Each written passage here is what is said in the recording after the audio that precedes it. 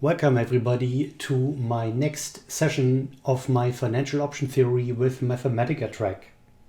Today I'll be talking about the extremely important subject of volatility, and I will show you how to solve the important Black-Scholes partial differential equation directly in Mathematica, including time-dependent volatility, interest rates and dividend rates. I cannot think of anything easier than solving it directly and faster than in Mathematica directly. Now, the volatility is an extremely important subject. It is used by all the market makers and also the single trader at home. When you want to trade options, you have to understand volatility when you're trading it online through your direct online broker, or if you're a big market maker, a big Wall Street firm. So volatility, basically, there's many different types of volatility. A trading house has like 20 or 50 definitions of volatility for different purposes. But basically it falls into historical volatility, and I'll be showing you two methods to compute that. And there is the implied volatility for the options trading. So I will explain both of them, and then in a second part we'll be solving the Black-Scholes PDE directly and instantly in Mathematica, including for non-constant but time-dependent functions for volatility, interest rate and dividend rate. The next session is going to be about American options. That will be part 1, and there will be many. The important item of American options is so vast, there will be several. There will be several parts to this. Okay, but today first we look at two methods to compute historical volatility of a stock, and then we'll do the same for an estimate of the historical appreciation rate, and then I come to the topic of implied volatility. All right, so when we want to estimate historical volatility, we use the SDE that we've used before. This is the SDE that is used typically for the stock trading models. So this is the appreciation rate A times the stock price for the time differential, and the noise differential is the volatility times the stock price. All right, this is natural. It should increase with an increase in volatility, and the noise should increase with the stock price. Right, so it makes sense to multiply dB of t with sigma and S of t. All right, so in the following, we generate stock prices with the Wiener process with an appreciation rate of 0.5 and a volatility of 80%. So I use 1,000 steps here. I compute the time differential as time divided by steps. We use 1 year, and I localize the appreciation rate to a half and the volatility to 80%, and we take a stock that starts out with $100. All right, so here's our process, and we're using again random function with the Ito process definition, where we use a Brownian motion for the Wiener process. We have dB of t here, and B is a Wiener process. The entire thing is an Ito process. Right, this is no different from what we've seen in the last sessions. All right, and what we now want to do is we want to find the parameters sigma and A, that's the volatility, the historical volatility and the historical appreciation rate from one single trajectory. So if you're using this SDE above, we come to the following results. As the first step, we're just gonna square both sides. So we have ds squared on the left side, and we have this right-hand side of the SDE squared on the right side. And when we multiply this out, we're getting terms that now have a notice, and this is important. We have dt squared as one term, and in the second term we have a product of dB dt, and we have a third term here, dB squared. Okay, and this simplifies to simply sigma squared times s squared times dt. And that is because of the following three items. By Ito calculus, in particular here the product rule, we have dB times dt is 0. And I'm going to show you this in a moment. And we also have dB squared happens to be dt. Well, not by coincidence, but the product rule gives us this as one of the results. And also I'm gonna show you this in a moment. And for the term that comes next, well, in fact, it's the first term, we have dt squared, and I'm pointing out that this is a higher order term. It's not 0, but for dt going to 0, we have dt squared going to 0 extremely fast, right? We can treat it as 0. So the third item, I think, should be pretty clear, right? It's just a convergence process to 0. And the first two items I need to make a little bit clearer. And I think a remarkable consequence that we get here from Ito calculus is that even though dB is random, all right, the noise, the Brownian motion noise, dB squared is not, because, well, it's gonna be dt, as we have here. All right, so we have to do a little bit of an excursion to understand the first 2 points here. So the first two items here are usually proved mathematically in textbooks, and the proof of the Ito calculus product rule is, I think, quite tedious. And we had left that out in the first session when I introduced the Wiener process and the Ito process. But instead of a proof here, I would like to show a convincing verification with a Monte Carlo simulation. That pretty much serves as a proof.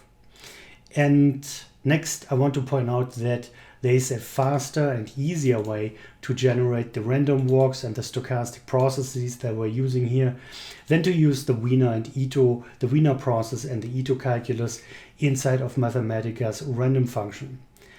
We had used them with a random function in the past, but we can definitely do things faster.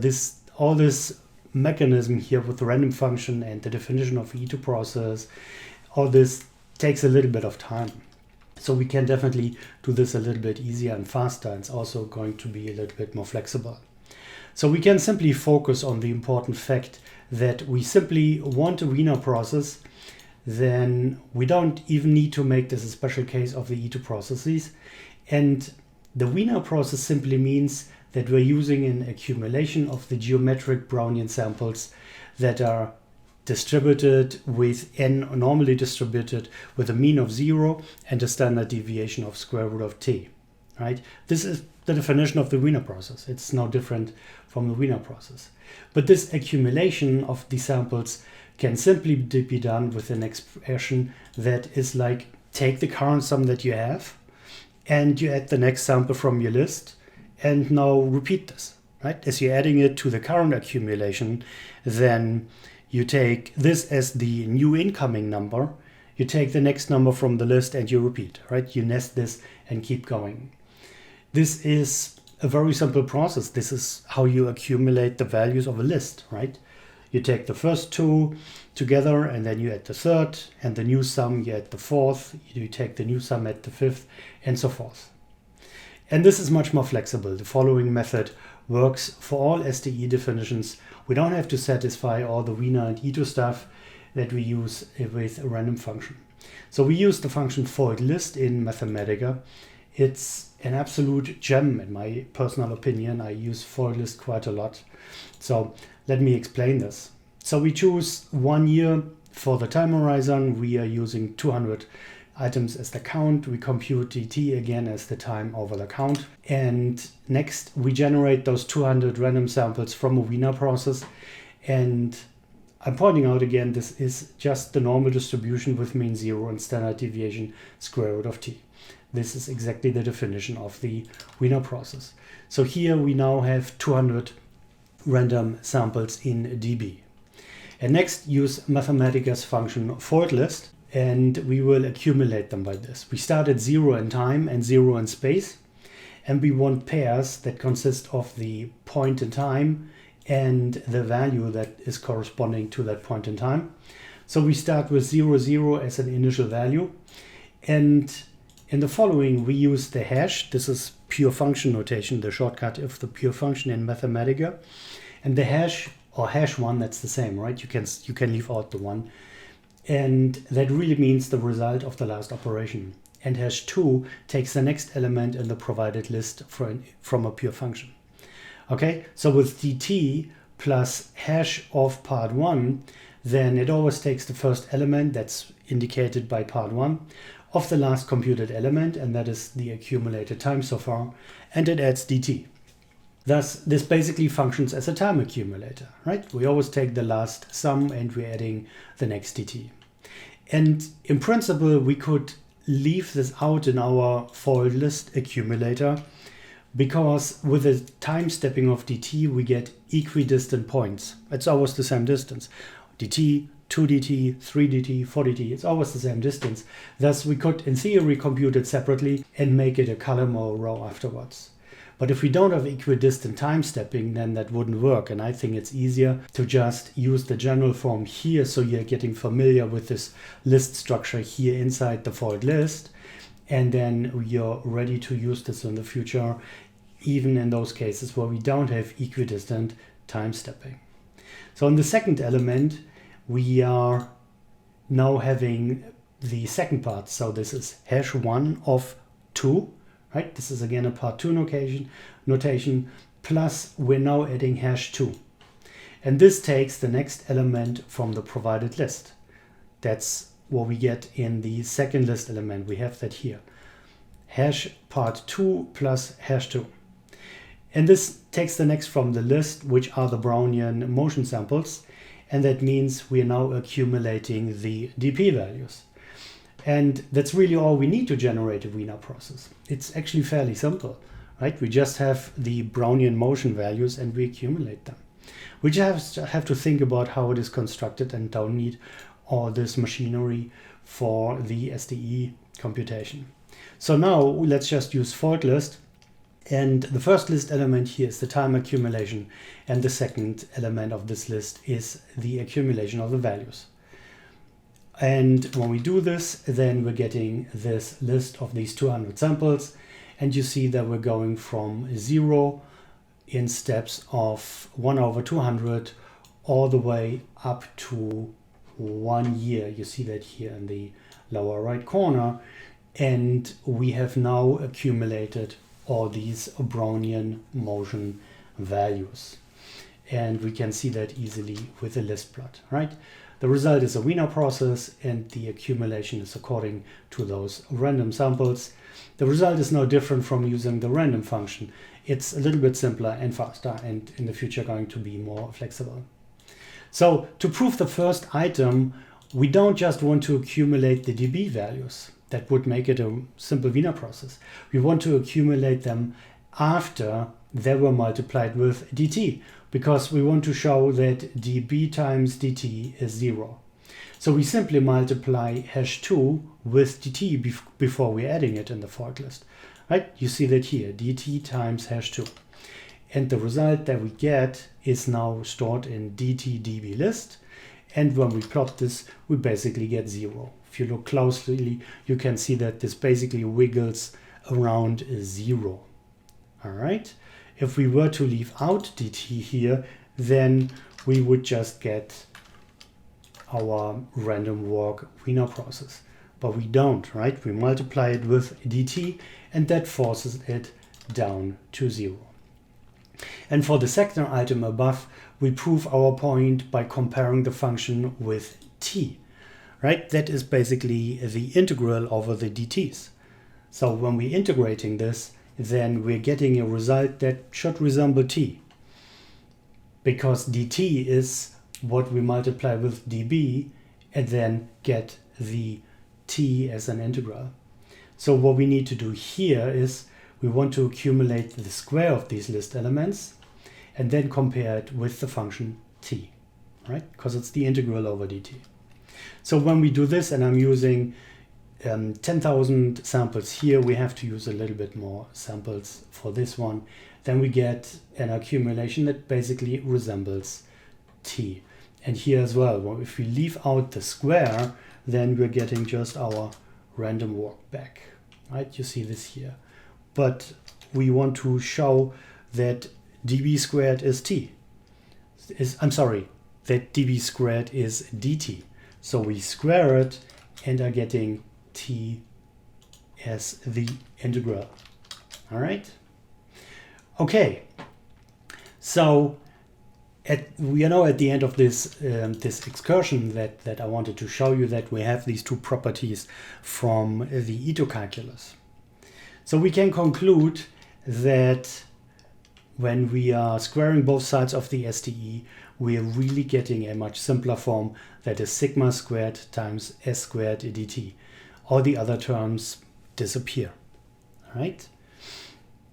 All right. So that means we now have this expression for sigma squared. We just rearrange the equation. And at this point, we see already that volatility is always non-negative. Okay, so now let's compute the sample ds. We also need them from this expression on the right. And that's the list of the differences between the consecutive values in the underlying. So for this, we use the function differences in Mathematica, a very powerful function, top-level function that lets us do quite a lot if we use the appropriate options. Here we just take the consecutive differences of our data, and the result is a temporal data object. All right, here I'm just plotting it. This is basically our Brownian motion. So then the estimate of the historical volatility, and for this time interval, and that's important, we're only talking about this interval, is simply the square root of the mean of these numbers, right? We're interested in the mean of this, and we need to take the square root, because here we see that this expression is sigma squared equals this right-hand side that we have from the SDE. So I call it direct because we're computing it directly from the data. In a moment, we're going to use the logarithmic stock prices. But if we're computing it direct, then we just take the square root of the mean of the square of these stock price differences and the square of these differences that we had in the time domain. And we are getting a number that is, well, almost 83. That's not too bad, given that we started out with a volatility of 80%. But now let's use the historic volatility when the stock price is logarithmic. And you'll recall from the first session that we have made the definition z is the logarithm of the stock price s. And that brings us to this stochastic differential equation that we have here. I'm just taking this from the first session, and here we obtain a much simpler equation. Here we simply have dz squared equals sigma squared dt. Right? When you multiply this expression out, you're getting the same thing. The db is going to be 0, the db squared are going to be dt, and the square of dt is going to be 0. So we have the same 3 points that we had in the first example, but we're getting a simpler equation. And here we arrange this for sigma squared, and we see that we again just need to take the square root of the expression on the right hand side, that is the d log of s squared divided by dt. All right, so here we now have to take the log of the differences to compute our dz. Again, we get a temporal data object, and the logarithmic price now is 0.8263. Slightly different from the direct calculation, but not far away. And when we compare them, I think they look fairly close together, right? We get 83% in the two calculations, and we started out with 0.8. All right, so this was just spot checking. I just picked 0.8, so it would be better if we do it for a whole range. So here I'm going from 5% volatility to 150% volatility, and when we do this with a table, then we can see that the numbers are coming pretty close. In the first column we have the original numbers, the second column we have the volatility estimates with the direct computation, in the third one the volatility estimates with the logarithmic computation. And if we take the differences between column 1 and 2 and columns 1 or 3, we see that we get really very small differences here in these columns. All right, so these two methods seem to be fairly robust. Okay, so now let's apply it to real market data. How about we look at some airline stocks during the last year?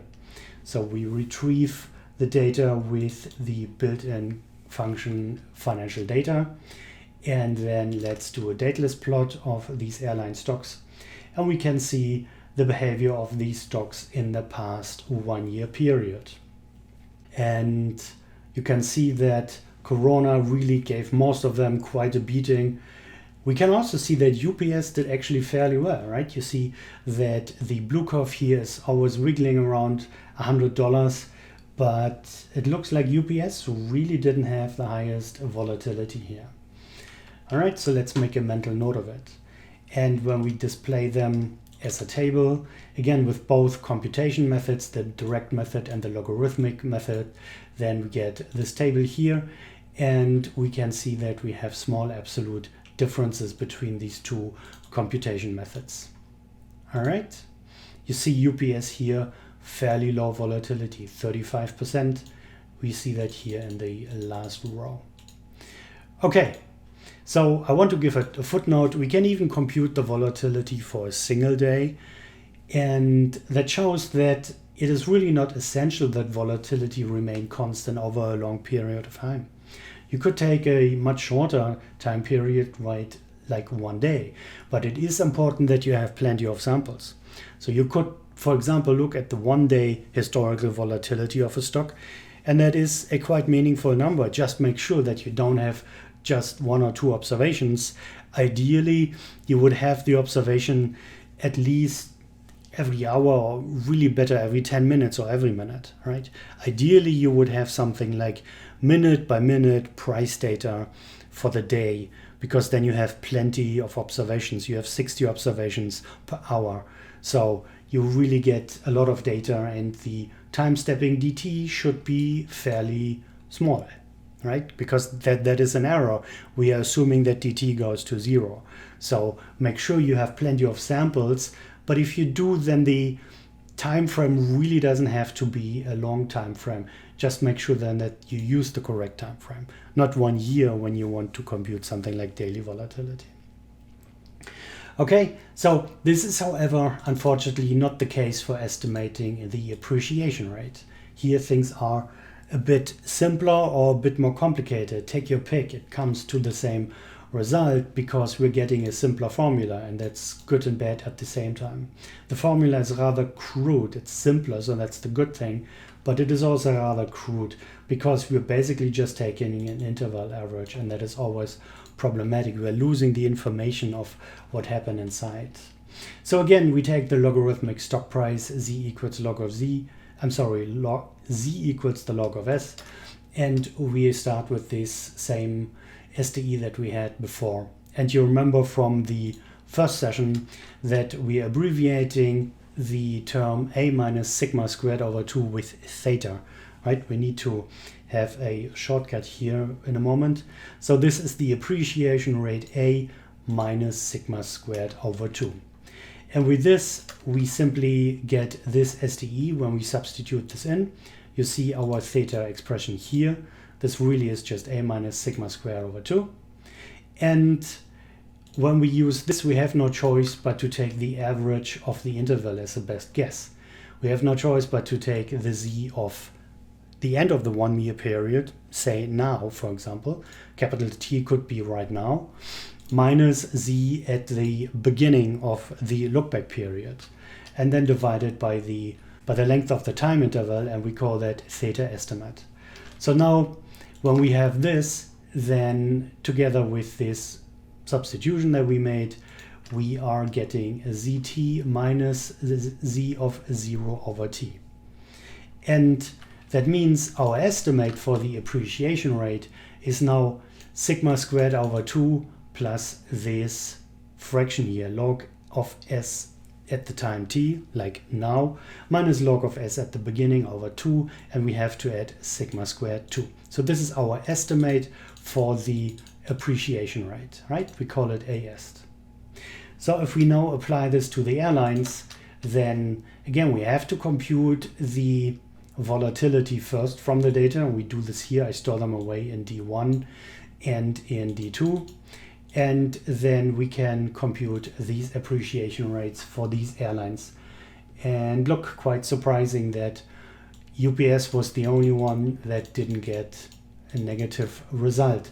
You see that all the other airlines pretty much tanked in the past year, except for UPS, right? This is basically around zero, I think, for our practical purposes. Okay, so keep this formula in mind for the appreciation rate estimate. Okay, so this ends my appreciation rate excursion. This was the historical volatility part.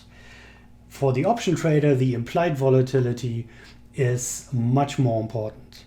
In a real trading situation, we see the real market data shown as option prices, not as volatilities.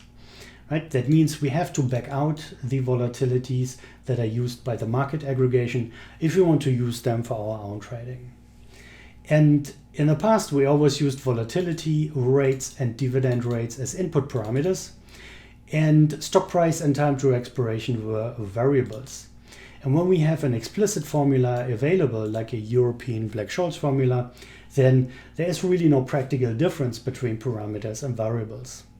They're basically just pricing inputs for the formula. But in the future, we'll have to make a distinction between parameters and variables, because in the moment we're going to come back to the Black-Scholes PDE. And we will also need to find a way to obtain volatility as an output, not an input. Right? We were using it to price forward, if you will. It's an input and we get an option price. We now need to back this out, and that's why we need a way to take an option price and compute the implied volatility. And as the risk levels increase, the option prices need to increase. And as risk cools down, the option prices should also cool down. And this is reflected through the volatility parameter. In a way, you can think of volatility as a risk or a heat measure. And that means that even when the stock price doesn't change, but the risk changes, then we should see an increase in the call and put prices, because the risk or heat factor has increased. So in the past, we just used volatility as a theoretical pricing input, and we had no guidance if we should use 10%, 80%, or 120%. We just plugged in some sample values. It was just an unknown parameter for us. But how do we find it out?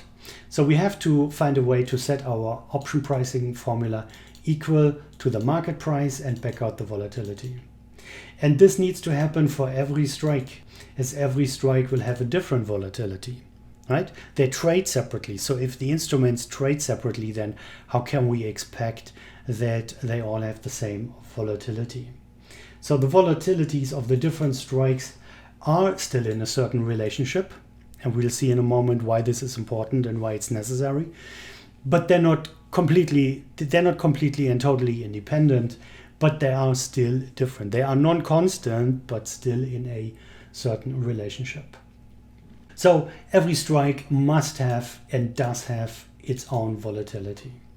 And at this point, I'd like to make a footnote by comparing it to volatility and risk in insurance, because that's where we can understand the heat factor a little bit. So volatility is a risk or heat measure in risk-based insurance premium pricing. And it's not a coincidence that the insurance premium formulas used in risk-based insurance premium pricing look very similar to the European option pricing formulas. In fact, they're almost identical, but volatility having a different interpretation. The crucial difference is that the stocks and the options are fungible, and that means they are replaceable. My IBM shares are the same as your IBM shares. My $5 bill is the same as your $5 bill. So it makes no difference. They are tradable and they're exchangeable, and they are replaceable. They really are identical things. And that's what's making them replaceable. But most things that can be insured with risk-based pricing are not. For example, fire insurance of your real estate is not, right? Your house cannot simply be replaced with another house. And your lot, your acreage where your house stands cannot simply be replaced with another one. So you pay your fire insurance premium based on the fire risk of the area. So there is a risk or heat component in it. But your house is not fungible. It's not replaceable with something else. The house itself is not, and the area is not. But stocks and options are fungible. And that doesn't make any difference for our volatility and risk discussion, but the interpretation changes. Okay, with that out of the way, I would like to show you how the option prices change as functions of volatility. We can see pretty quickly that an increase in volatility also increases the call and options prices. And they do so in a different way because we have calls and puts, and we have, in this case, a fixed strike of $80, and I'm changing the stock price here with the slider. You see that this is a slider for S. And we see that they are different, and we also see that they're monotonically increasing. That means there's never a maximum in the volatility. You have to take the curve all the way to the right to infinity, and there is a maximum we're looking at right now, but the maximum is at infinity, and stock prices can never reach infinity. So keep this in mind. We have no maximum other than infinity, but we never got there, and the prices are still monotonically increasing, right? So they never decrease with an increase in volatility. And at this point, I still think it's important to point out that call vega and put vega are the same. So above we have identical curves. So when we look at the call vega and the put vega, and we see that they are identical. The call vega is the same as the put vega. So as we try to back out, we cannot simply invert or solve for the volatility.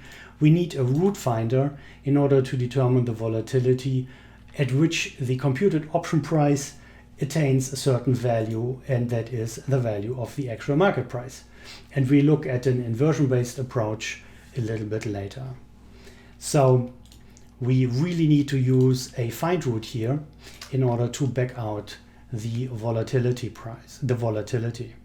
So here we take our call option price, and I'm setting it equal to 10, right? So in my root finder here, I'm taking the option price, I subtract 10, and then I'm asking, okay, at what volatility are we gonna attain the value of 10? So we are starting with a $10 option, and we wanna know what the volatility is. We get something like 78% here in this case. So I store it away in an expression called sigma. I need it in a moment. So we see that the volatility and the computed option price now have the prescribed option market price. So we see it in this plot when I use a straight line at sigma, from sigma 0 to sigma 10. This is the black line that we have here. We see that at this point the option price has the prescribed value of 10 that I gave the root finder here. That's the 10 that I'm subtracting from the option price. Right, so at 78% we have the intersection between the orange and the blue curve. All right, so I want to emphasize we are using find root here, and it uses the call price as an input. In the past, the call put prices were always outputs, and volatility was an input. And here our volatility is an output. We then use that to price the call price. Note that in this interactive manipulate, we change the option price C with the slider. We are not changing the volatility. Right? The slider here is for the option price C. This is my call price. And you see that the find root now uses an option price of C that I'm subtracting here, and we're getting a find root result that I store away in sigma, and I use this sigma now to plot the blue line.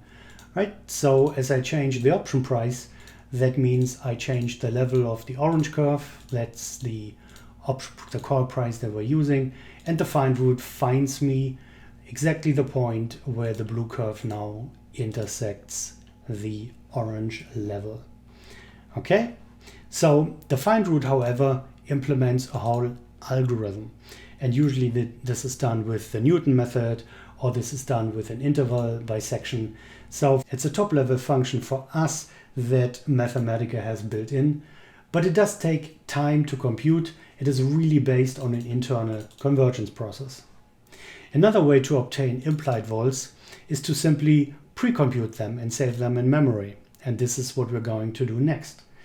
And this computation can be done extremely fast with CUDA, as I've already showed you in the last 2 sessions.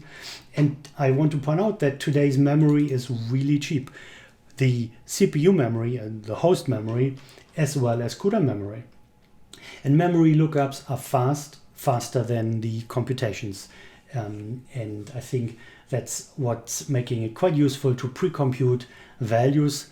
Memory is cheap, CUDA is fast, and lookups are extremely fast. I'll have a timing comparison in a moment, and I think you will agree with me. Memory lookups are extremely fast because nothing needs to be computed. By the time you want it, the number's already there, right? So here is a comment I want to give about pre-computing option prices, because I see that many practitioners don't like to do it. But I'd like to point out that pre-computing option prices, even though not generally widely done by practitioners, has many advantages. Many practitioners just love to compute option prices on the fly with their beloved binomial trees. And that means they're always lagging behind the market, because the market changes faster than they are able to compute their binomial option trees. And this is in particular the case because one tree is needed per strike spot volatility combination. But in order to compute a Greek, and the first derivative with respect to volatility is usually called vega, that's one of the Greeks, as I've shown in the last session, and that for a simple derivative you need at least 2 prices. So you have the problem twice, right? One TV, one true value, one option price doesn't give you anything. And the use of CUDA gives you a maximal degree of parallelism, which in my opinion is widely neglected by practitioners and is only used by some of the very best market making firms that are out there. So if you compute your option prices when you need them, then you're lagging behind. So the computation time is not 0, and to compute a Greek you need more than just one computed option price, you need at least 2. Based on the model, you may even need 4 or 8 or whatever many more. But the memory lookups are almost zero-time operations. With the compute time induced latency, the quoting machines of the top market makers will just hit you. If you're lagging behind, then they're just gonna hit you on their prices. If you have stale prices, and be it just like 100 milliseconds, you're running behind the market. And for market makers, 100 milliseconds is an eternity. Probably not when you're entering your prices manually with your online brokerage software, but for market makers, 100 milliseconds is an eternity. So I do want to point that out. Reading from memory is faster than waiting for newly launched computation, especially as you need multiple option prices to compute Greeks. Reading from memory is much faster. Okay, so in the following, we want to pre-compute calls and puts for 2001 spot values, and that is from $70 to $90 in steps of 1 cent. That's 2001 spot values. We want strikes from $70 to $90. That is 21 strikes, and we want 9 expirations. So this computation time takes a minute for these 1.2 million options, but keep the following in mind. Big firms have better CUDA hardware than I have. I have 4 Tesla K80 GPUs. I think for a desktop computer I'm fairly well equipped, but I cannot compete with the best market makers that are out there. So big firms have better stuff than I have here at home. Next point, you can pre-compute overnight. You can even pre-compute in parallel, and you could then even save them to file and read the file back in the morning. There's never a reason to compute an option price when you need it. You should always anticipate what you are going to need, pre-compute it, and have it in memory at the time you need it. Okay? And it means you have to recompute as the current spot price changes and gets closer to one of the interval boundaries. So in our case here, when we have spot values from 70 to 90. So when the spot price goes down to 71 or it goes up to $89, it's time to recompute, right? Then you just make that the new interval center and you recompute these option prices. And until that happens, and if it never happens, then you're good with what you have in memory.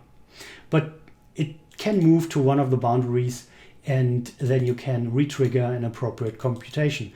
And if that happens a lot, then maybe make it wider next time, right? Then for tomorrow, compute it from $60 to $100, because you have wandered away from a cent of $80, right? So make your interval wider.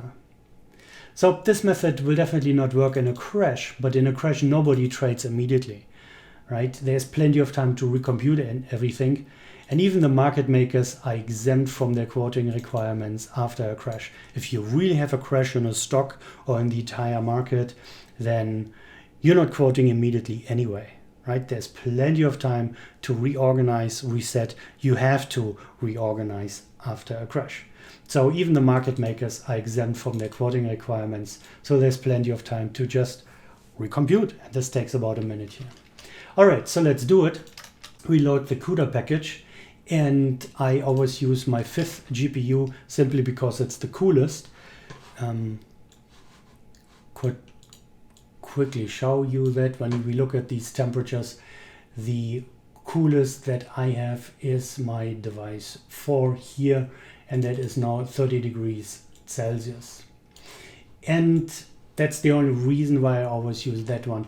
But it doesn't really matter. The computation is so fast that the GPU is just gonna laugh at me with this. So we load the Black-Scholes CUDA file. We define the Black-Scholes function with a CUDA function load. And as I mentioned before, there's a bug in the CUDA link package that at least shows on Linux. We have to run this line twice, but then it really works. Here we compute our tuples, right? The stock prices from 70 to 90 in steps of a cent. The strikes go from 60 to 90, and here are our option expiration times. So I use 1 week, I use 2 weeks, 3 weeks, I use 1 month, 2 months, 3, 4, 5, 6 months. And this gives us a tuple length of 558,000. The number of options computed is actually twice that, because one computation gives us the call price and the put price. So times 2, I call this roughly 1.2 million. Okay, so next step, that's actually the wrong text. Let's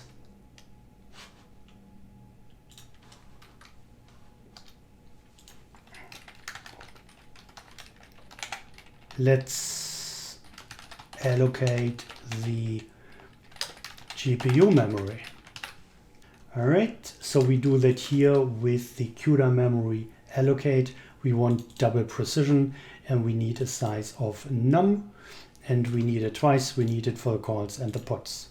Then here I define a function compute, and we use the defined function Black-Scholes that we have here from CUDA, and we basically now give it the parameters that we get from the tuples, right? We have all these things like spot, strikes, time in the tuples, and we want to call it with the interest rate R and the volatility V.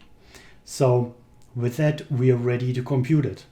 Now, before we do, I want to point out something that I had mentioned in the second or third session in my Data Science with Mathematica track, and that is the associations.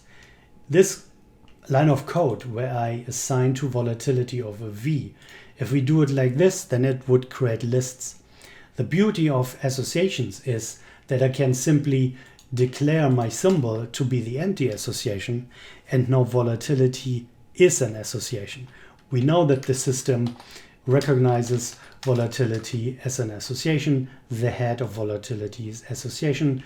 There's nothing in it. This is the empty association. But we now can use this normal assignment that we would normally use for lists in order to assign a new value in the association. Okay?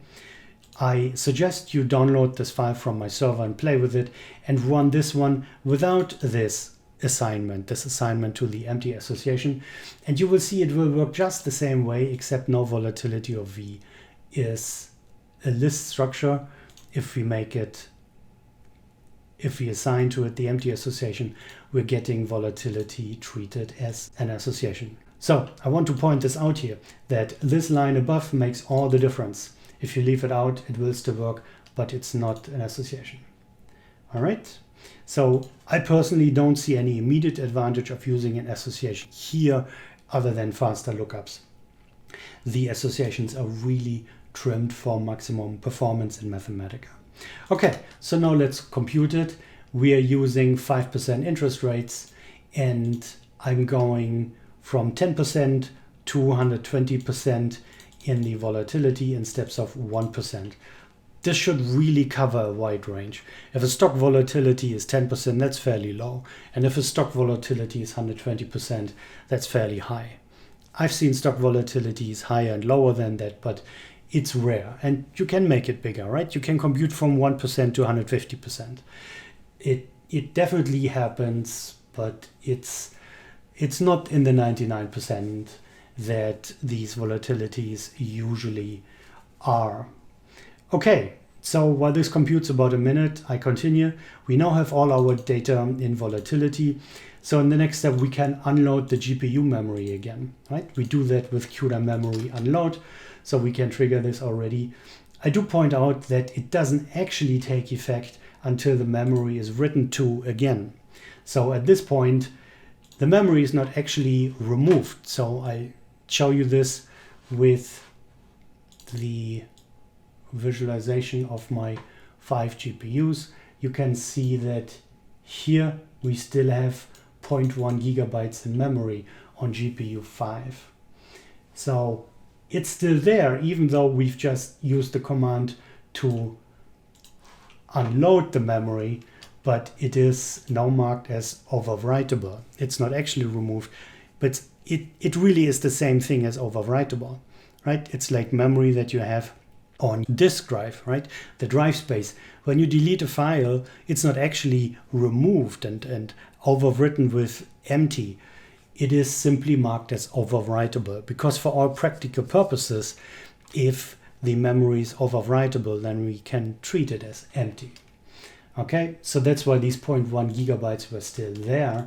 The data is still there, but it's marked overwritable. So we have a lot in memory right now, but as I said already, memory is cheap and fast these days, especially when compared to those binomial tree computations. So when I look at the byte count of all these volatility expressions here from 10% to 120%, steps of 1%, we have quite a lot of stuff in memory. All right, so I make a side comment here. This was just for one stock symbol. Although, did you notice this? We never specified which one, right? This was for an abstract stock. We never said which one we're talking about. So these computations were really general computations without any regard to any particular stock symbol. We don't know which stock symbol it is. In fact, we haven't used it yet on a stock symbol. That means we can use them for all stocks in principle, because every stock would have a different range of daily market price fluctuations. So this would not work in real life, and it would not account for the volatility smile that we're going to cover a little bit later today. But keep that in mind, we can pre-compute these things without knowing which stock they're going to be used on, as long as these parameters match with the real stock situation. So next, we want very fast lookups. So let's split the data returned from the GPU into constant arrays and lists of volatility dependent calls and puts. So I use this computation, and you see this took no time, right? 1.2 million options, and properly segmented with 2 partitions per class, right? Two times for the calls, 2 times for the put.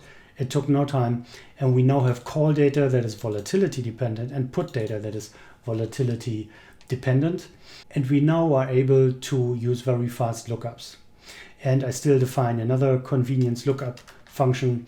I want to be able to specify if it's a call or a put. I then want to be able to use rational or integer data for the stock price, for the strikes, and for the time. And I also want to throw in all, because sometimes I might want to see the entire list for all the stock prices, or for the strikes, or for all the times to majority. Okay, that's in this lookup function here. And let's test it with some simple data we want to use. 34% volatility, a stock price of 82.34, a strike of 77, and 2 weeks to expiration. And you see we got it back in less than a millisecond, right? This was faster than a millisecond when we look at the timing result here, and we get the correct option prices. Again, by the time I just looked it up here, it was already in memory. It didn't have to be computed. It was already pre-computed. So let's verify with our European pricing formula, and we get the same numbers, right? 5.89946 and 0.41193 or 92. So this seems to match. And let's look at the difference for up to 100 decimals. We see that we have 5/6 decimal. So this seems to be correct. Let's also check the put-call parity. Given that we're European, we can use this formula. This wouldn't work for American options, and it's correct to 6 decimals. All right, so this was just spot checking, pun intended. And for now, we feel safe going on, but we'll do more comprehensive quality checks later on today. So let's plot the option price as a function of volatility.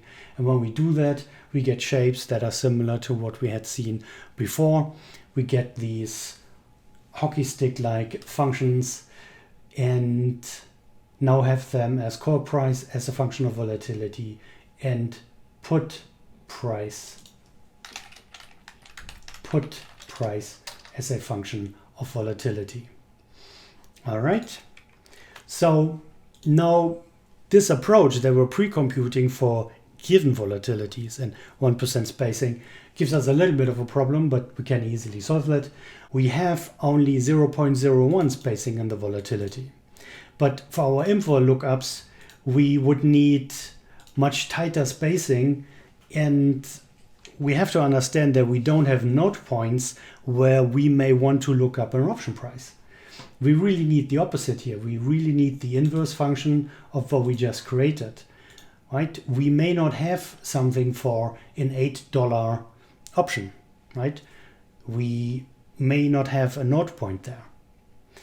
But for an inversion, we can't use find root because that would require a continuous function, which we don't have. We only have node points.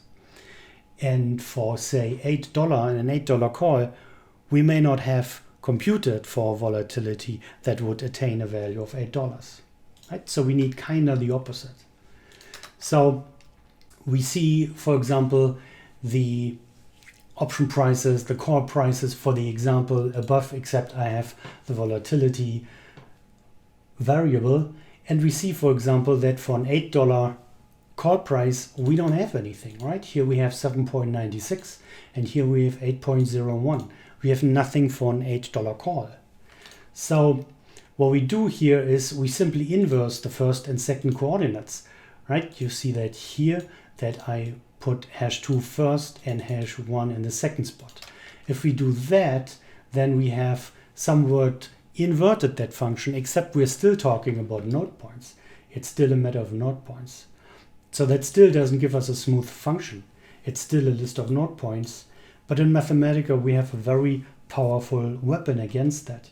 We have the interpolation function, and it is very powerful and very customizable. So from the documentation, interpolation works by fitting polynomial curves between successive data points.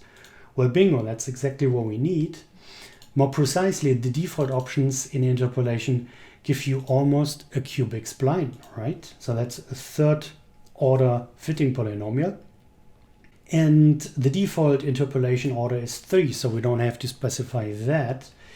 And we're getting a third order polynomial fit by just using standard options. So let's do an interpolation for the call and interpolation for the put. As a method, I specify spline, but that has a different reason. I'll explain that in a moment. So you saw that in no time, we got all of this fitted and interpolated with a cubic spline. So we can now look up in 0 time the volatility, the implied volatility for an $8 call. So we can now look up whatever we want and get the almost It's almost a cubic spline, not quite a cubic spline, but almost but still a third order polynomial cubic spline for the interpolated value, right? So we see that for $8 we get this 0.7666. So next, let's zoom into this after the interpolation. And we see the red dots here are our node points. And we can see that for an $8 option, now the call price is on the x-axis, right? The volatility is on the y-axis. So for an $8 call, we don't have a node point there. But we had one for 801 and something that was 7.96, I think. And we now can read up from the blue curve what we want. Right? When we read up the interpolation for 8, this was reading from the blue curve. And there's no node point, but it doesn't matter because we can get everything from the blue curve here. So the points are what we have pre-computed with CUDA, and we can now look up any call price on the blue curve that we have. And we have the same thing for the puts, right? We have the blue, we have the red node points, and we can look up anything we want on the blue curve that interpolates them very smoothly. All right, I give you a short excursion. I want to point out that in the limit, the volatility going to infinity, the volatility assumes the value of the stock price. And this may sound somewhat unintuitive, but these would be insane volatilities, right? When we do this, then I let the volatility go to infinity here, and we're getting $75. Well, what a surprise, that was just our stock price. And if we plot it with really high volatility, I'm going all the way up to 20 here. This would mean 2000% volatility. So it's beyond insanely high, just theoretical. And you see that the call price converges to the stock price of 75. And for the European put, when we take the limit here and we go with sigma to infinity, we're getting 79.062. And you may remember this from taking a stock price to 0 for the European put. We are talking about a discounted strike. So when I take the strike of 80 and I discount it, and that was 5%, and the time to maturity is a quarter year, then we're getting the same number. Right? So in the put case, when volatility goes to infinity, we're getting the discounted strike. Also, let's do it as a plot. I plot up to 20. Again, that's 2000% volatility. That's insane. We see that we're converging at the discounted strike.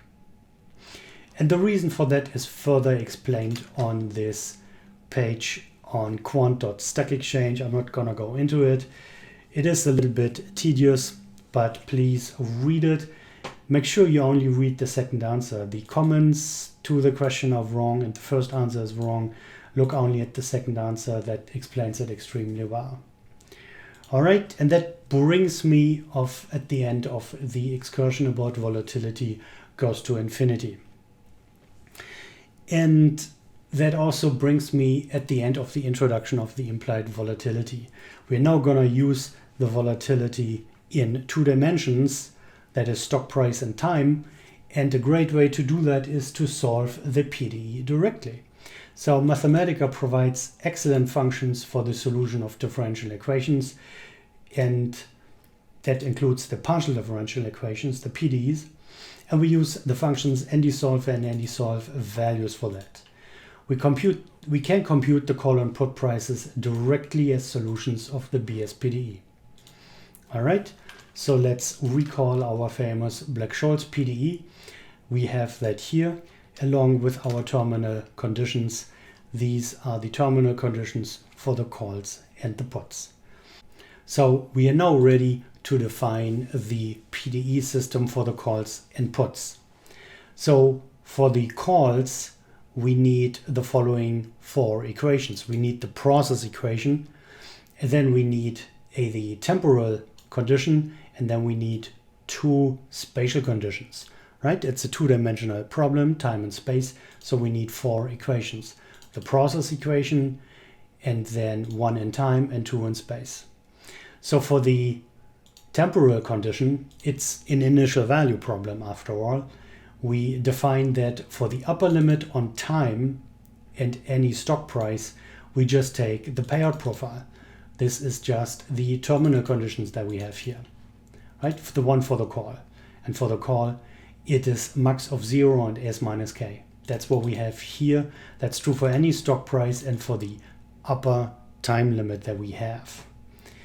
And for the special conditions, for any point in time, we have that if the stock price is 0 and that is our value lower S, then we get 0.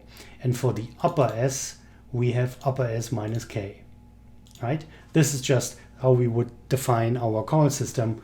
This is pretty clear when we look at the geometry of our differential equation. And there's some value that we know already, and those are already green. I have properly localized this. We can define the upper S, the upper limit of the stock price is going to be 2 times the strike. Okay, and we're going to change that in a moment. We can say that the stock price getting larger than 2 times the strike, that's not realistic, but it still does have a little bit of error, and we're going to deal with that in a moment.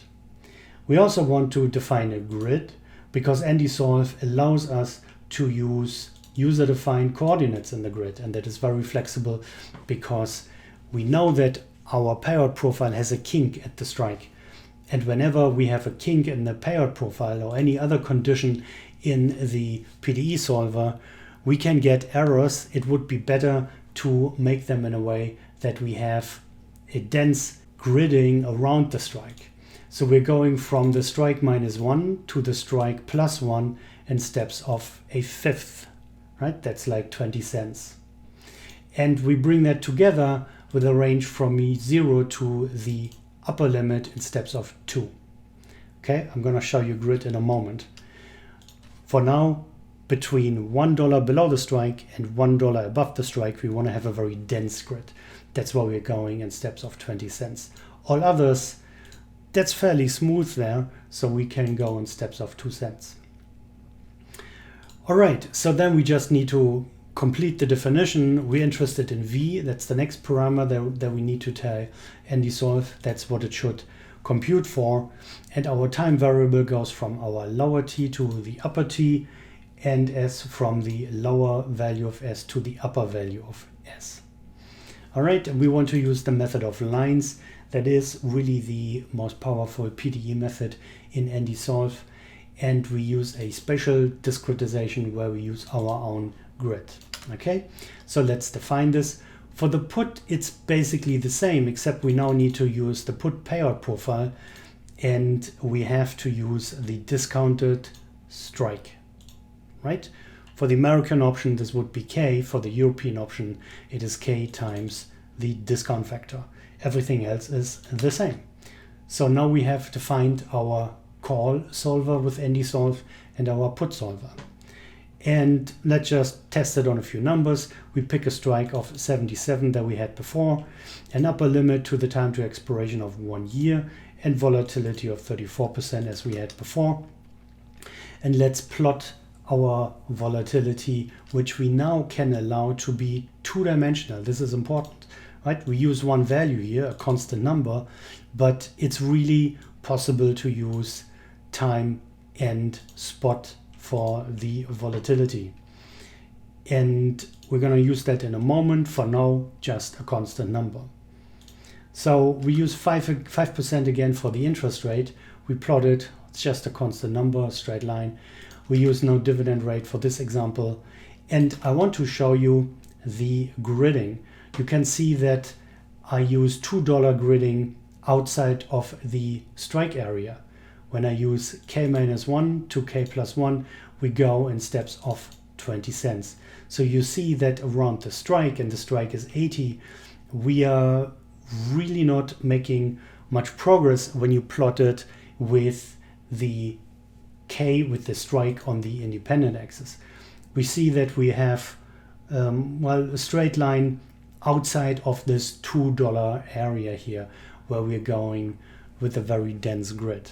You see that here, this is a very flat line. It has positive slope. It's not zero. It's not a parallel, but it is very shallow in the slope when we have the strikes on the x-axis.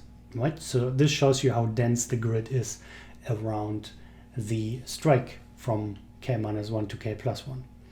But outside of it, we need the precision only where the kink is, and outside of this ±$1, we are smooth enough and we can speed the method up by going in steps of 2.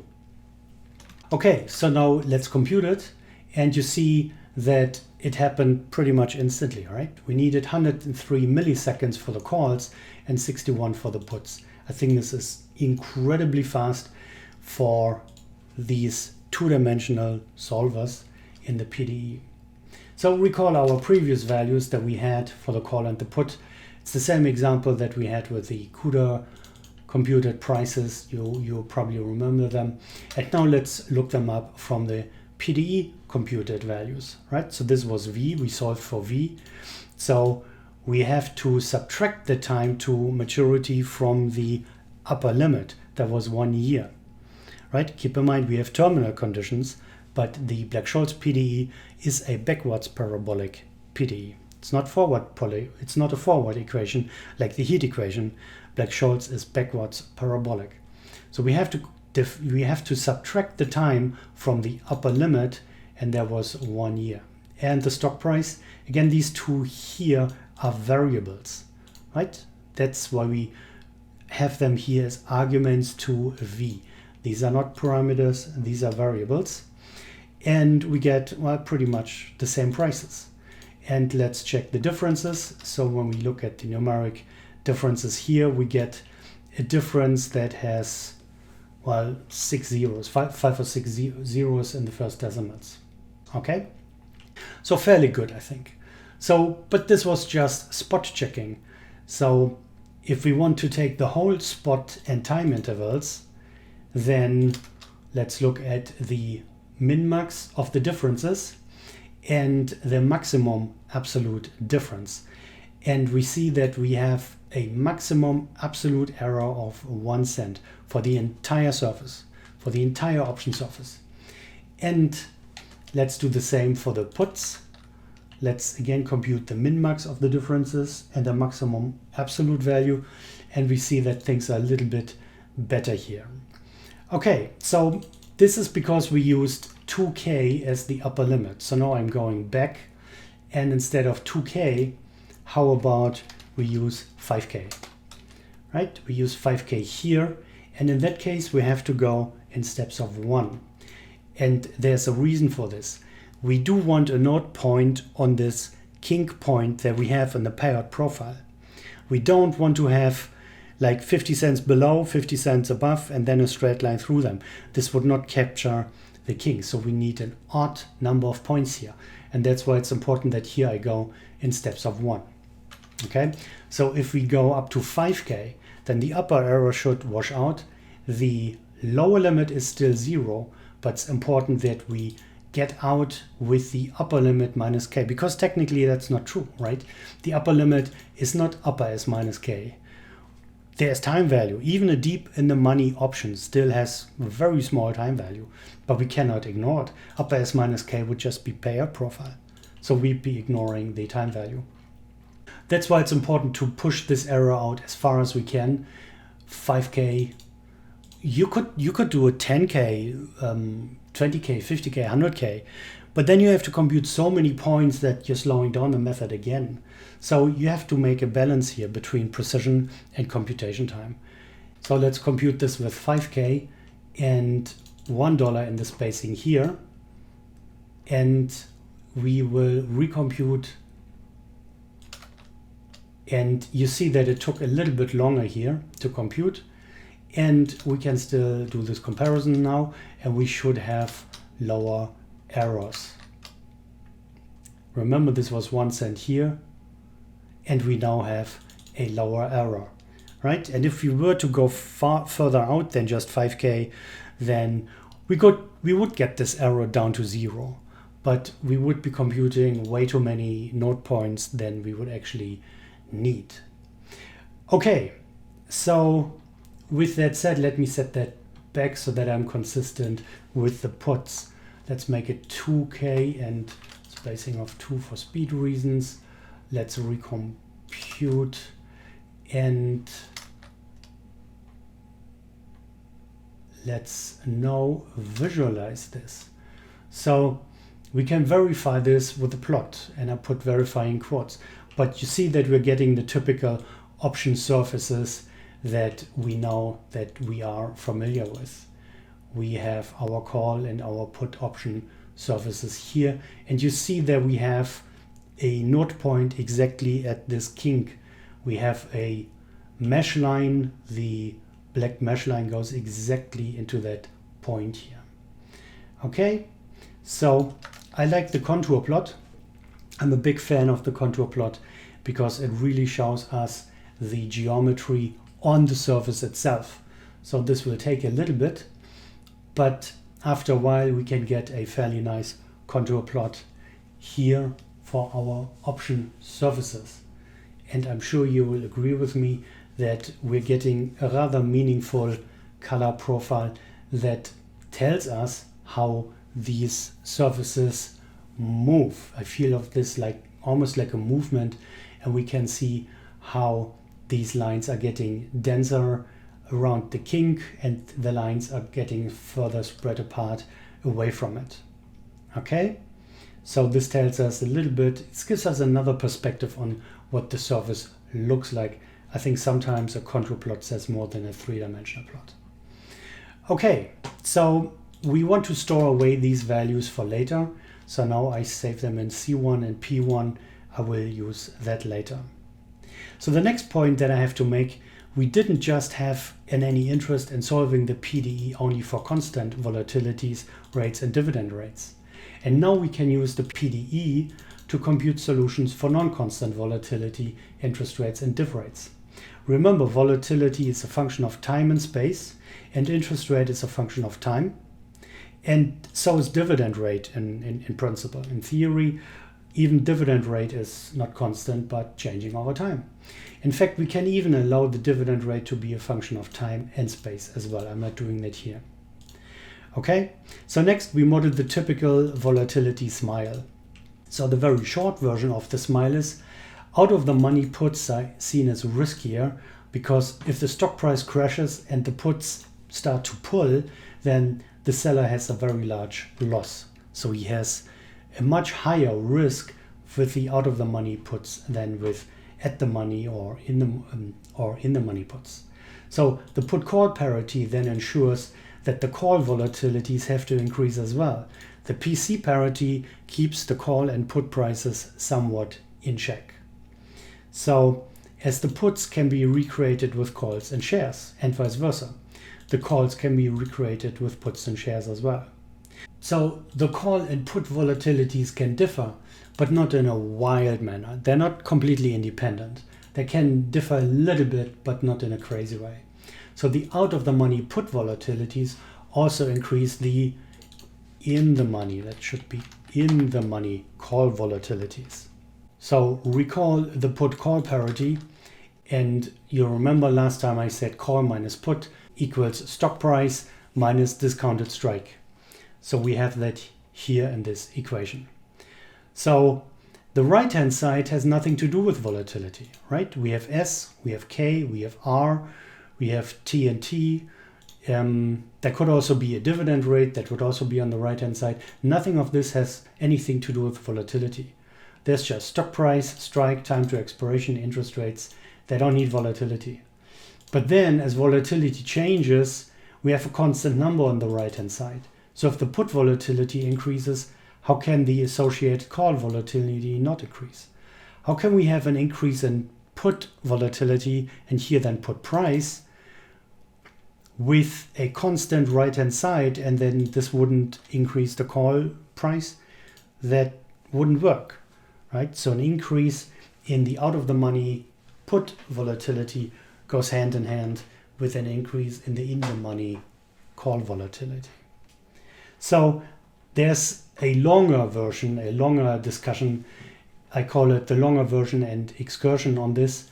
This explains the volatility smile, and sometimes it's also called the volatility skew if it's not really a smile. Sometimes it looks just like a skew, not like a smile shape. And this is the trader's view of the put-call parity. And I'm not going to explain it now. I have it here. Please stop the video or download the file. I have to skip this now in the interest of time, but here you find a detailed discussion which just results in the end in the put-call parity. Okay, so now let's model a typical volatility smile. The function sigma could, for example, come from a curve fitting or a regression or a spline fit of implied volatility computations, and both in time and space. So here I'm model 1 and I'm just defining this function here arbitrarily. I'm starting with 38% in the middle, and then I'm adding volatility for the wings. In real life, you would have this as market implied volatilities by time and space, and you would make a regression of it or a spline fit, right? Then this would be your volatility function in 2 dimensions. I'm just defining it here as this function, and I'm plotting the 2-dimensional volatility here. Okay, and let's also model interest rates of 3.5% for a daily rate, and it increases to 4.5% for an annual rate. And here too, this can be observed data from the market, and it could come from a model that your quant department has developed. So here we also use non-constant interest rates.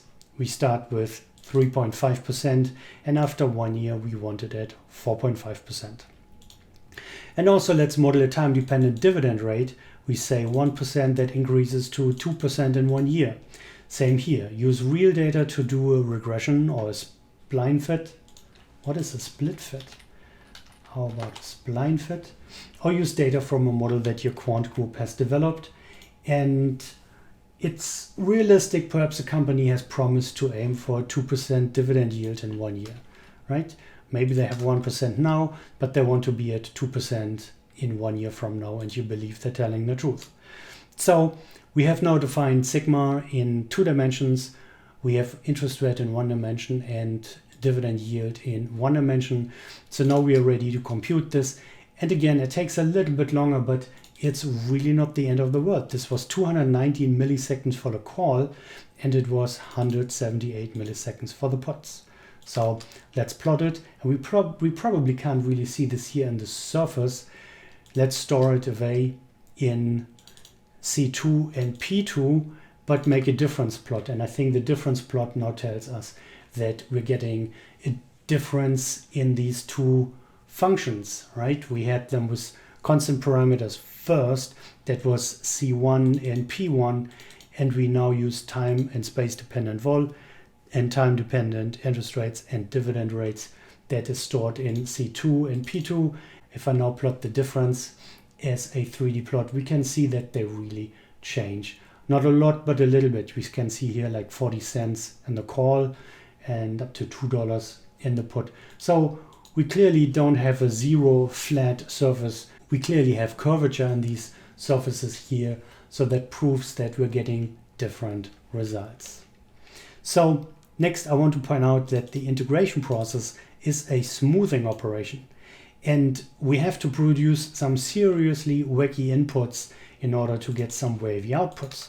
So in this case, got totally extreme. I'm adding a sine function to the volatility function, right? It's the same that we had before, the 38% plus a parabola, but I'm also adding 1/8 of a sine of 8 times t. And with this volatility, we can now compute again and get some more wavy shapes in the output. We probably have to rotate this a bit to see the waviness, but if you look close, there's a bit of a wavy shape in this that we have also in the put. We also have this in the put. You can see that it's a little bit wavy. It's just a little bit because the integration process is a smoothing process, and we have a very visible shape here that is still percolating through in a computation price, but not in a totally outlandish way. We can just see the wavy nature of it, but the integration will smooth it. Okay, so we see that this method was quite flexible, and I think it was also pretty fast. We were talking like 200 milliseconds for this entire grid to be pre-computed. So with this, we were able to model the stock price as a variable, simply read off the PDE solution, the time to expiration as a variable, simply read off the PDE solution.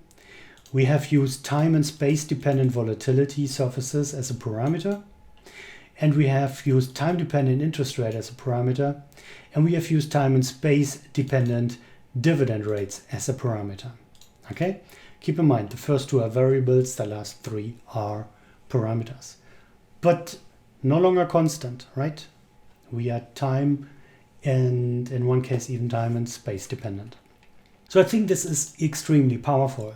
With this, we are able to model a realistic volatility smile, and I can tell you that no options trader will accept constant volatility, constant implied volatilities. They are in a certain smile or skew relationship. Non-constant rates and dividend rates.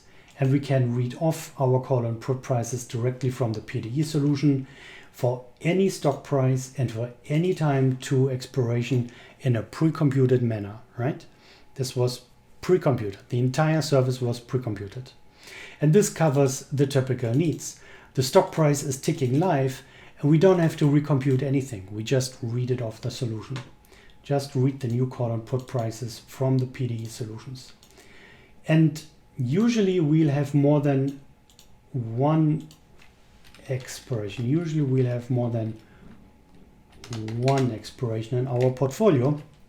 So we'll want to be able to just read off the option prices without having to recompute anything for different expirations. It's all there. As I said above, for two-dimensional volatilities, one-dimensional interest rates, and two-dimensional dividend yields. Okay, this brings me towards the end of today's session. I want to point out some unique Mathematica features that I think are worth an extra mentioning. So the default interpolation order in interpolation is 3, and that means we get an almost a cubic spline in pretty much 0 time. And technically, it's not exactly a cubic spline interpolation. You get those piecewise third order polynomials. And the documentation also doesn't call it that, but effectively it comes out to be a cubic spline. So let's compare the differences. Let's do an interpolation that's not a spline, and you see I'm not using the spline options here. And let's compare to the interpolation that uses the spline that we had. And you will see that we get some wiggliness at the beginning. Not big, these are small numbers on the y-axis, but we see a little bit of wiggliness here. And that is because we are forcing a curve in a way that is quite unnatural. We see this in a moment. And the next plot will show this a little bit better. But for now here, when we just take the difference, note the wiggliness at the very beginning. The reason the spline interpolation method is still better in our case is that the spline interpolation in Mathematica is not limited to functions or applications of the time y equals f of x, and we typically call that functions. That means we can use spline interpolation also in those cases in which we don't have points parallel to the y-axis for the same x-coordinate, and that's sometimes called a relation instead of a function. And that allows us to use the spline when we have multiple y values for the same x value after we have done the inversion. We simply had no value for 5.4, for example, when we inverted the volatility function. And here we get an error and a very wacky plot, right? There is nothing for 5.4. We get the message 5.401 lies outside the range of data in the interpolation function. Extrapolation will be used. So the lowest value for our volatility was 0.1. And for this we get a call price of 5.48.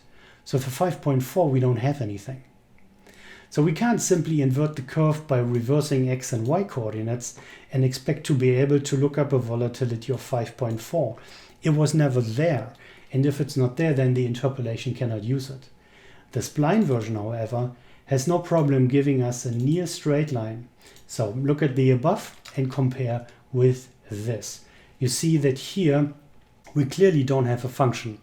We have a relation because the line here is almost vertical. And at 5.4 we have nothing. You see that 5.4, that's to the left of the blue line, right? So we can't plot it. We get the error, we saw it. But with the spline interpolation, we can also model a relation, not just functions. So the functions are special cases of the relations. So this plots without any error message.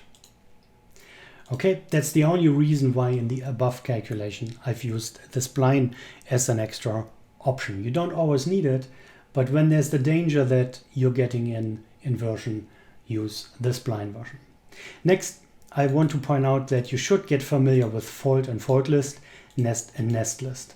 These are functional programming constructs in Mathematica, and they're incredibly efficient. And I think as a Mathematica programmer, you should try to use them quite frequently. So next, I'm going to show you some fold list examples. And fold list is just the list version of fold. And if you want the last expression and only the last expression, then just use fold. But if you want to see the entire evolution, if you will, use fold list because it accumulates all the intermediate values. And next I point out nest and nest list are very similar.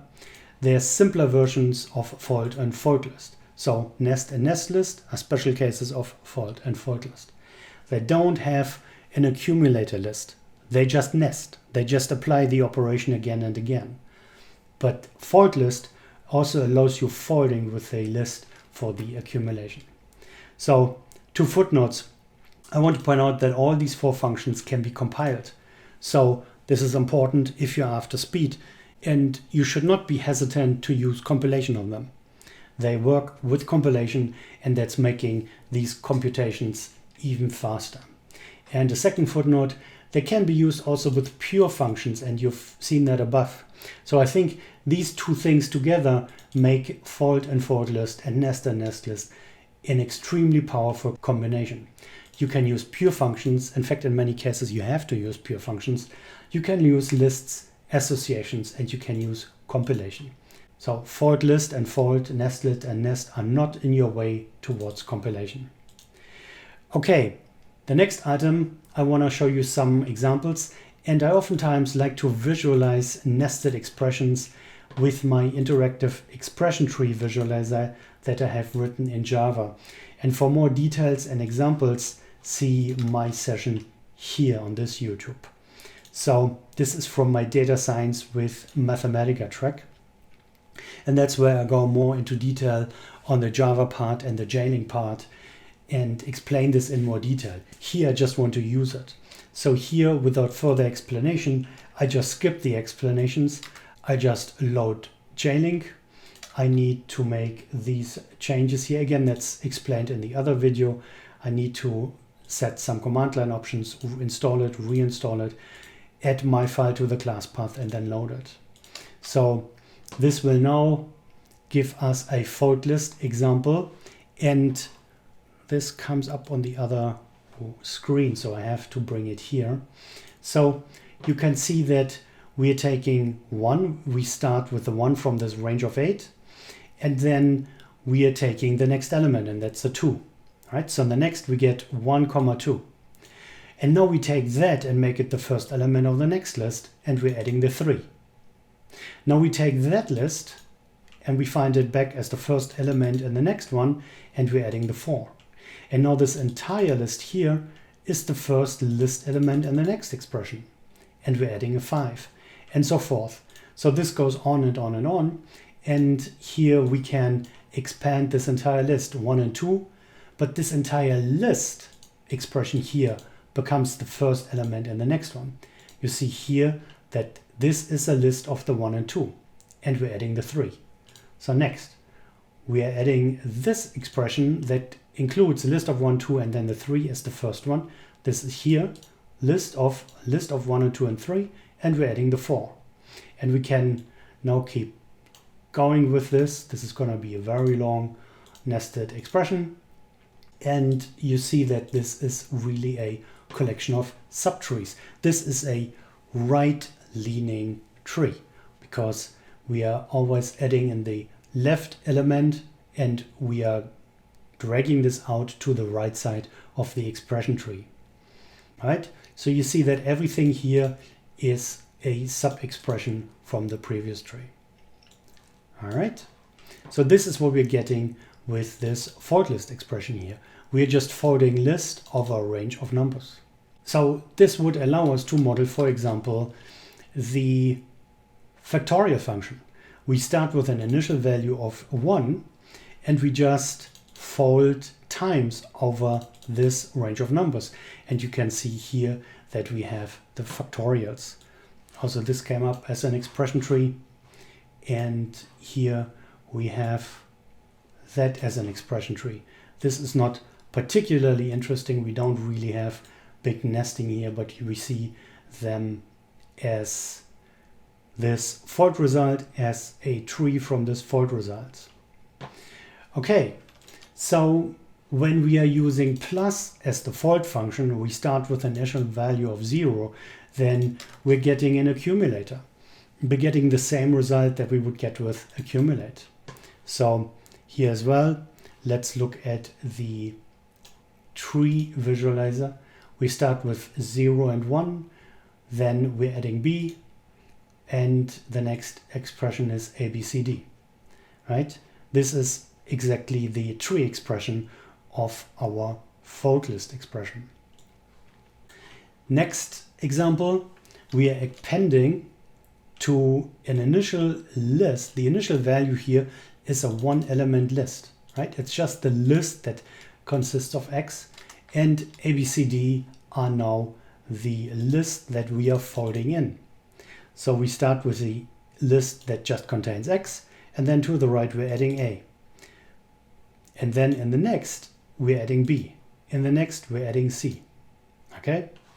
This is the tree expression for this. X is the first one, we're adding A, we're adding B, and so forth. In the end we have X, A, B, C, D. All right. Here comes one of my favorites. This is the definition of the continued fractions. So we start with an initial value of X, and then in hash 1 we have the expression that is currently generated, and in hash 2 we are going through every element of the list that is being folded in. And you have seen above this when I was using fold list to generate the Wiener process. That's where I have used x1 and x2.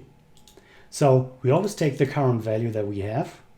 We're adding the element from the list, and we see this here. We start with x, and when we have the x in the next case, we take element d. So this d here comes from hash 2. But then we're inverting it, and that becomes the next element in hash 1. So here it was 1 over d plus x, and we have that here now. What's the next thing to do? We're adding hash 2. This is the c. Now this entire expression becomes hash 1 in the next one. We have it here. We have it here. Next one we're adding b, and so forth. This entire expression now is this entire expression here. Okay, and we also have this in an expression tree. We start with x, and we are using a power of plus minus 1. Right? This means 1 over. So with power and then the minus 1, we are performing this division. That's why I call it continuous fractions, because we repeatedly invert the expression. So you see that the nesting goes further down here as well.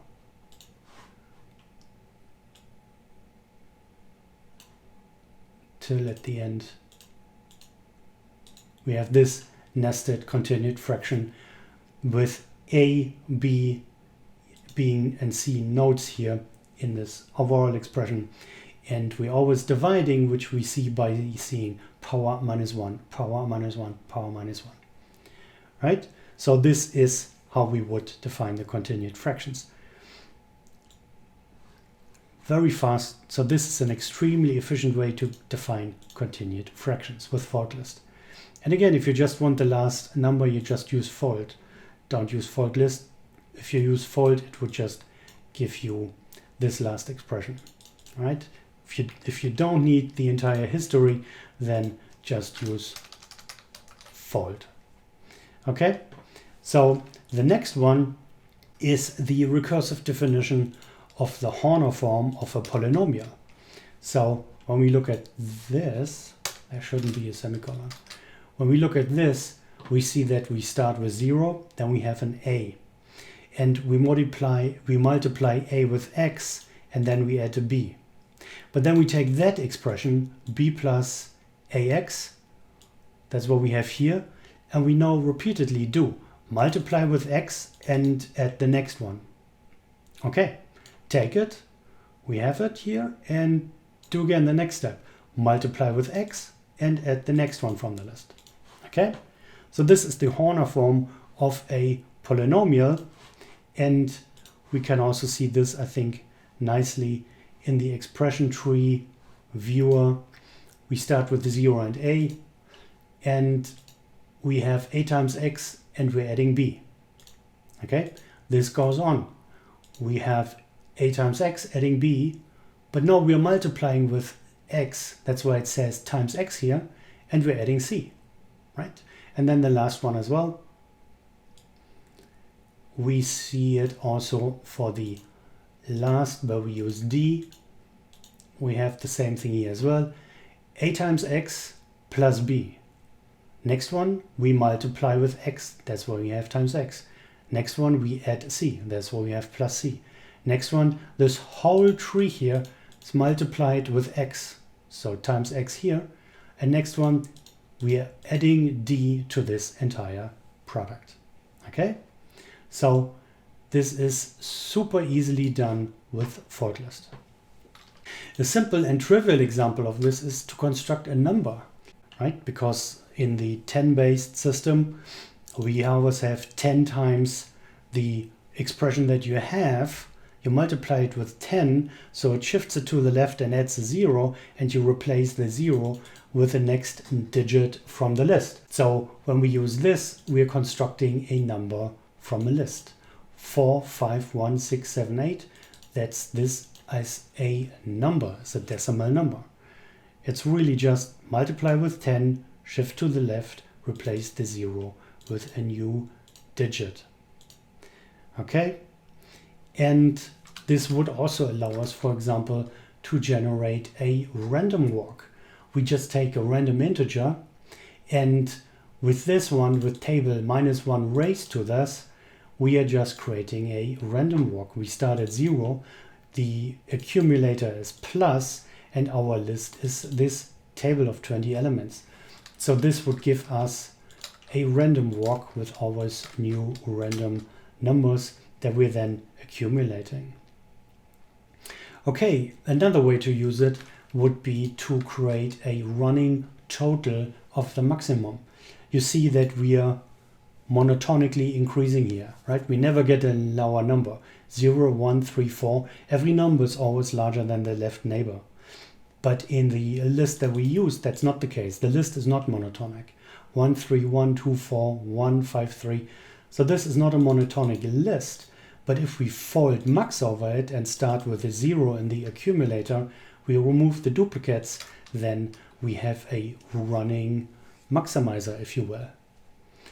Okay, and the last example, well, okay, here we are taking the new elements to the right. So ax here comes to the right, and we're putting b to the left. Now we're taking that expression, make it the right element, and we're putting c to the left. Then that becomes the new element on the right, and we're putting d to the left of it. So this is now a tree similar to what we had above, except we're going on the other side, right? We now have the list and the second list element here. Always the previous expression, but it's now in the second list element, not the first one. The A previous example showed you this, where I had the new list as the first element, right? But now we have it as the second list element.